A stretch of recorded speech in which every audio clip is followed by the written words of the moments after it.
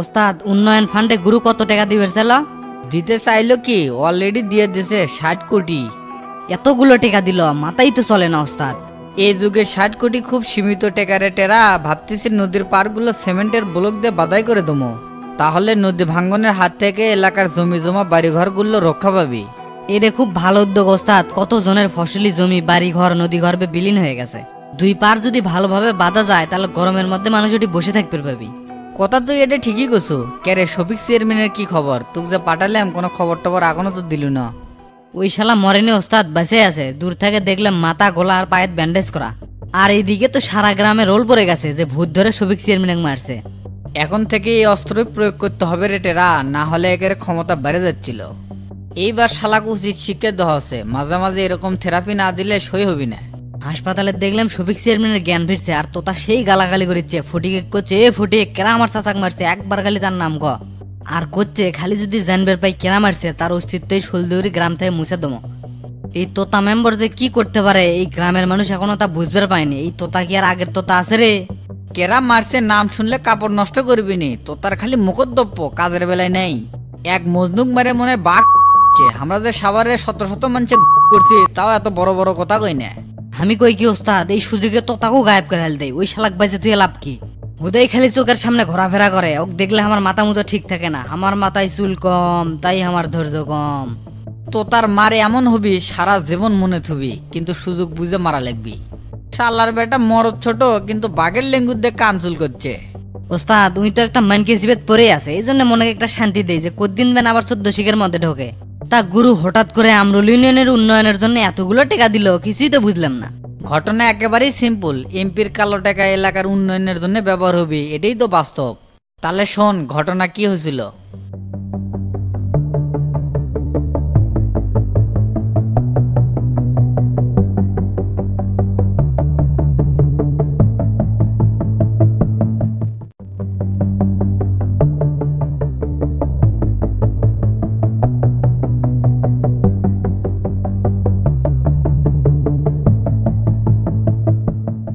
তাই তো কইলে একের পর এক হচ্ছে কি, আমার তো মাথাই চলে না।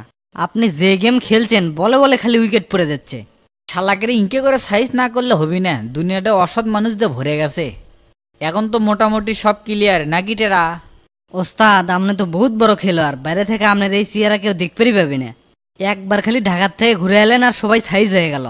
ক্ষমতা দিয়ে সব সময় সবকিছু হয় না, কৌশলে অনেক সময় যুদ্ধ করতে হয়। এটাই হলো যুদ্ধের নিয়ম।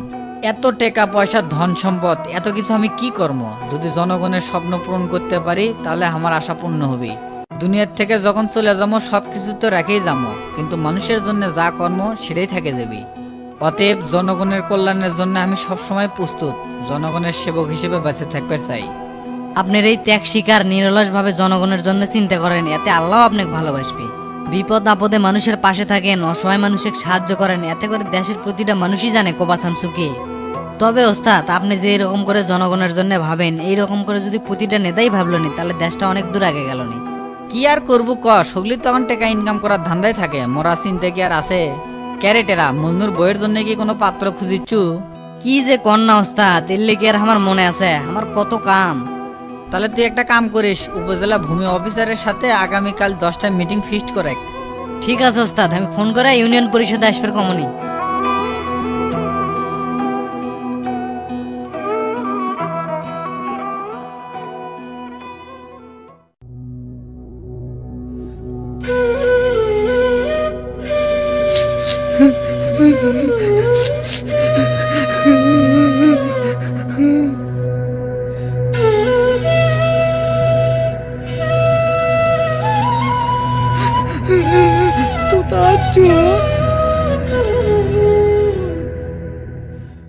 আমার তো বিশ্বাসই হচ্ছে না এটাই ভূতের কাম। মনে হচ্ছে হামাগের পিছনে বড় একটা ষড়যন্ত্র চলতেছে। না রে তোতা, নিজের চোখে অবিশ্বাস করি কেমনে? কিসেক যে শ্মশান ঘাটে মুত পেরে গেলাম। আপনি এই সহজ জিনিস বুঝিচ্ছেন না কৃষক। আমি তো তা কতদিন যে শ্মশান ঘাটে পেশাব করছি, কৌ আমাকে তো ভূত ধরে মারলো না। ভূত টুত আর নাই, সব আফ্রিকার জঙ্গলে পড়ে গেছে। এখন মানুষই বড় ভূত। ভূতের মার খাসনি তো বুঝবো আর কি, এনা অপেক্ষা করে ভূতের মার খাওয়ার জন্য।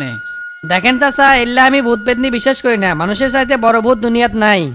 আমার জানি কেঙ্কা এটি ষড়যন্ত্রের গন্ধু লাগিচ্ছে, কিন্তু আমি কিছু কওয়া পারিচ্ছে নাই। আমি আছি এক জ্বালায়।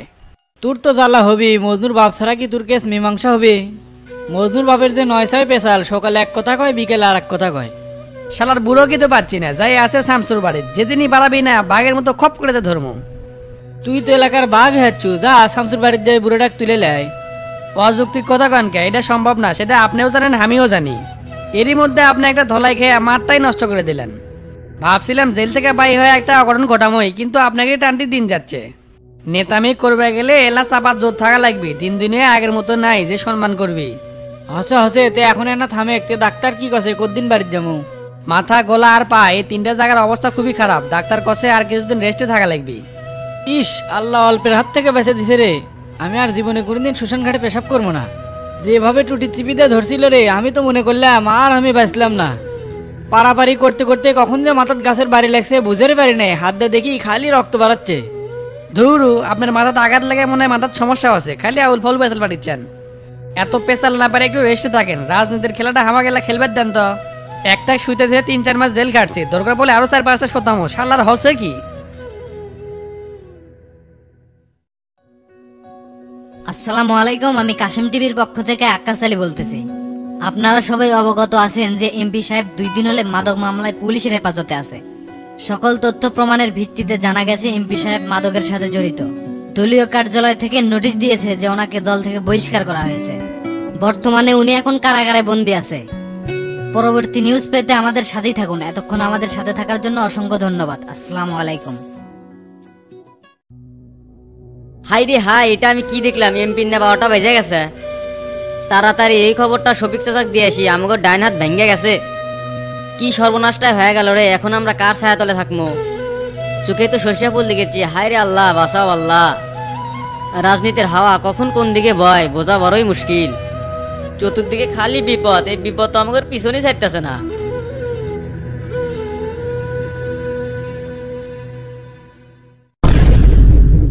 কি রে, দেখে কেমন হা করে উঠছু, কি হচ্ছে ক? তোতা ভাই, সর্বনাশ হয়ে গেছে ভাই, আমাদের এমপি তো গ্রেপ্তার হয়েছে। সেটা জানি হে, বড় নেতাগিরি হিসাব নিকেশ অন্যরকম, অথচ আপনি তুই জাগা মতো পেঁচ মারলি উল্লে সব ঠিক হয়ে যাবি। কি ফাইজলামি কথাবার্তা করছে? এমপি কিসে গ্রেপ্তার হবে? চাচা, 2 দিন হলো আপনি অজ্ঞান হয়ে আছিলেন, এই জন্যই তো আপনি অনেক কিছুই জানেন না। গত পরশু থেকে কাশিম টিভিতে বারবার নিউজ করিচ্ছে এমপির বাড়ি প্রচুর মাদক পাওয়া গেছে। কিছুক্ষণ আগে আবার নিউজ দেখলাম এমপি দল থেকে বহিষ্কার করে দিছে। চাচা, হামগর এমপি তো আর পদে নাই, কি যে সর্বনাশ হয়ে গেছে চাচা। ইন্নালিল্লাহ, গেল রে, সব গেল। এ তোতা, আমাদের আর মনে হয় এলাকার থাকা হলো না রে, গাট্টি গুট্টি বান্ধেক। এইবার একবারে ক্লিয়ার হয়ে গেলাম, তলে তলে হামাগের পিছনে কেউ কাটি নড়াচ্ছে। কেরে তোতা, এমপি সাহেব মাদকের সাথে সম্পৃক্ত? এটা তো অবিশ্বাস্য একটা কথা। যে লোক মাদককে ঘৃণা করত সেই লোক তলে তলে মাদকের সাথে সম্পৃক্ত, ঘটনা কি? আপনি কইলাম না চাচা, হামাগের বিরুদ্ধে কেউ ষড়যন্ত্র করছে, এমপি মাঠ থেকে আউট করে দিছে, আপনি ভূত ধরে মারলো।